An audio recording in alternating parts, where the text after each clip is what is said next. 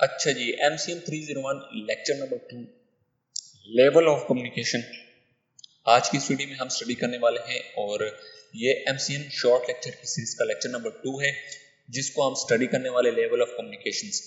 There are 5 level of communication, 5 level की communication होते हैं। Intrapersonal communications, interpersonal communications, mediated communications, person to group communications और mass communications. तो ये 5 types के कम्युनिकेशंस होते हैं।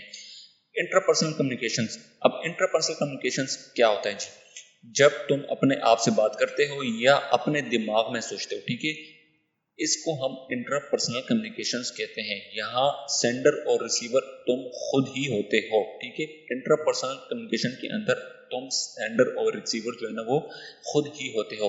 इस प्रोसेस के जरिए इंसान अपनी सोच, अपने फैसले और अपना मोटिवेशन जो है ना वो खुद डिवेल्प करता है। मिसाल के तौर पर सुबह उठकर सोचना, आज क्या पहनना है, क्या खाना है, कैसे काम करना है, ये तमाम का तमाम सब कुछ इंटरपर्सनल कम्युनिकेशंस के अंदर आता है। उसके बाद हमारे पास है जी सेल्फ। अब सेल्फ का रोल क्या होता है? तुम्हारी कम्युनिकेशन का सबसे बड़ा असर तुम्हारी सेल्फ यानी आपकी अपने आप की तस्वीर पर होता है। कैसे? तुम अपने आप को कैसे देखते हो, ये तुम्हारी बात करने की स्टाइल्स और बिहेवियर को जो है ना वो अफेक्ट करता है। ये सेल्फ के अंदर आता है। इसे हम क्या कहते हैं? सेल्फ कॉन्सेप्ट कहते हैं। अब सेल्फ कॉन्सेप्ट क्या होता है?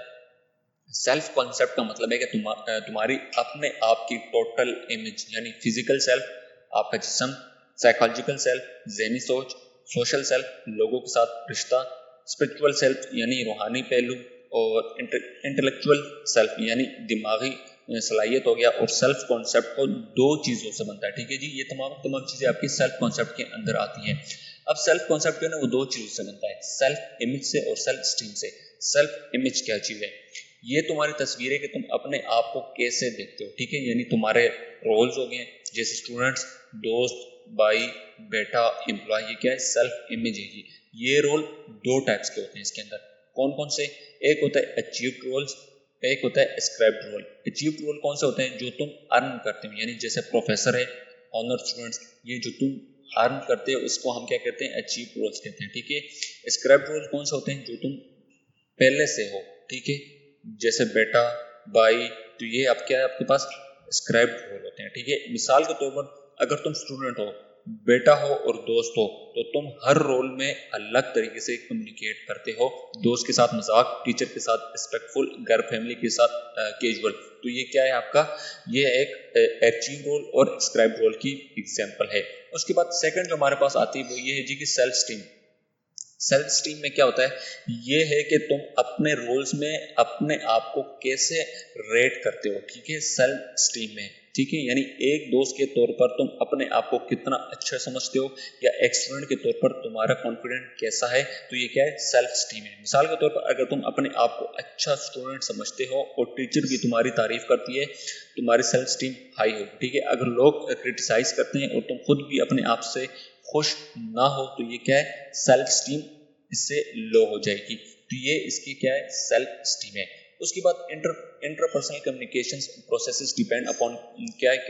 कम्युनिकेटर्स, यानी इंटरपर्सनल कम्युनिकेशंस के फैक्टर्स क्या हैं? सबसे पहले हमारे पास क्या है? Frame of reference. इसकी 4 फैक्टर्स हैं। फ्रेम ऑफ रेफरेंस है क्रिएटिविटी, सेल्फ टॉक है और रिस्क टेकिंग बिहेवियर है। फ्रेम ऑफ रेफरेंस, इसके अंदर क्या होता है? तुम दुनिया को किस नज़र से देखते हो, ये तुम्हारी बिलीफ, कल्चर, एक्सपीरियंस और सोचने का तरीका होता है। क्या है? फ्रेम ऑफ रेफरेंस में। तुम्हारी फ्रेम ऑफ रेफरेंस डिसाइड करती है कि तुम मैसेज को कैसे समझोगे। तो ये क्या है? एक फ्रेम ऑफ रेफरेंस के अंदर आता है। मिसाल के तौर पर अगर तुम्हारे कैजुअल बैकग्राउंड जो है ना वो कंजर्वेटिव है और तुम एक जोक को अलग समझोगे, जबकि एक लिबरल बैकग्राउंड वाला बंदा जो है ना उसे फनी समझेगा। तो क्या है? ये फ्रेम ऑफ रेफरेंस है। उसके बाद क्रिएटिविटी। अब क्रिएटिविटी में क्या है? क्रिएटिविटी मतलब क्रिएटिव सोचने से नए आइडियाज और सोल्यूशन आते हैं।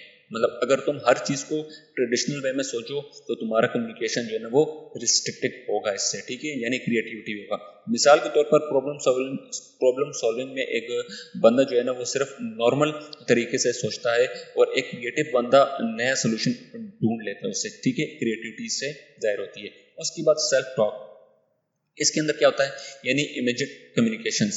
تصور کرنا. جب تم اپنے دماغ میں ریہرسل کرتے ہو یا اپنے آپ سے بات کرتے ہو یہ تمہاری انگزائٹی جو ہوتی ہے نا وہ کم کرتا ہے اور جو تمہیں پریپیئر کرتا ہے. ٹھیک ہے, یعنی سیلف ٹاک, خود اپنے آپ سے بات کرنا. مثال کے طور پر اسٹوڈنٹ اپنا جو ہے نا وہ پریزنٹیشن دینے سے پہلے دماغ میں یہ تصور کرتا ہے کہ میں اسٹیج پر کھڑا ہوں, سب اسٹوڈنٹ مجھے سن رہے ہیں, ٹیچر اسمائل کر رہی ہیں. اس طرح کا جو ہے نا وہ سیلف ٹاک ان کو کانفیڈنٹ بناتا ہے. اس کے بعد ہمارے پاس نیکسٹ نمبر 4 پہ ہے کہ رسک ٹاکنگ بیہیویئر.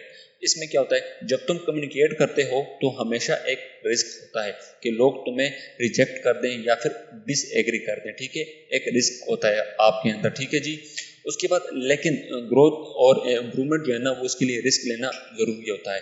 ہر جگہ پہ ایک کام کو پرفارم کرنے کے لیے اس کے اندر رسک لینا ضروری ہوتا ہے. مثال کے طور پر کلاس میں اپنا آئیڈیا شیئر کرنا رسک ہے, شاید لوگ پسند نہ کریں, لیکن اگر تم رسک نہیں لوگے تو کبھی اپنے کمیونیکیشن سکلز امپروو نہیں کر پاؤ گے. تو یہ بھی ایک اس کے اندر مسئلہ ہے رسک ٹیکنگ بیہیویئر کے اندر.